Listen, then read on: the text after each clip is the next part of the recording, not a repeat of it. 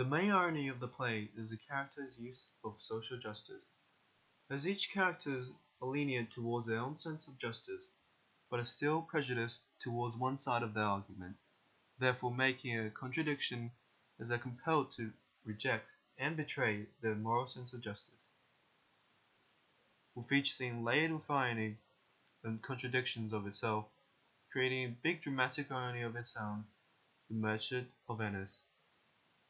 Shakespeare is shown to put a lot of thoughts and times into the play, as plainly just on its ideas is way before its time.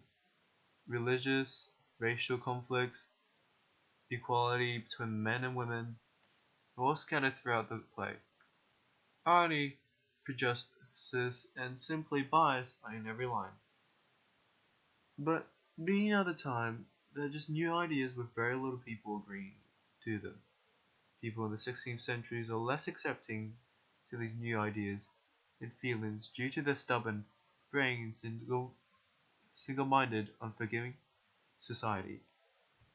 If anyone would speak their mind and give out a freedom speech at the time, they would probably have been stoned to death.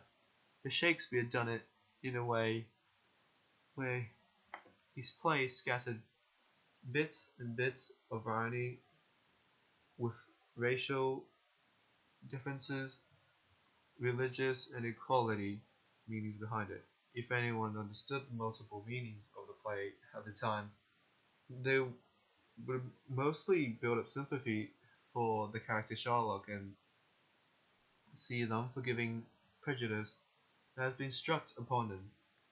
But mostly, for anyone, they would have just been taken Shylock's misfortune and irony as a joke, and just miss the opportunity to see the real meaning behind the play.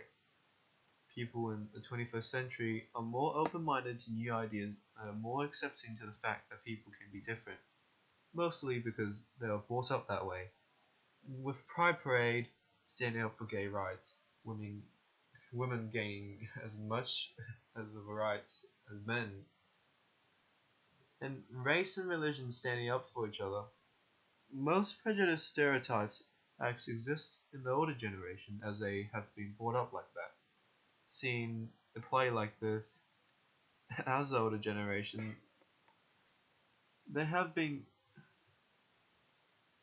seeing a play like this, millennials and centennials are most likely to feel sympathetic towards Sherlock and are biased with his character, as he loses his daughter, money, the legacy of his dead lover, his religion, and dignity, making the modern day reader portray the character as the main victim, with Portia playing a big heroine role and outsmarting all the men in the play just seems normal, and how the modern generations think in the end, no matter what generation, they're all doomed just to the smallest amount of prejudice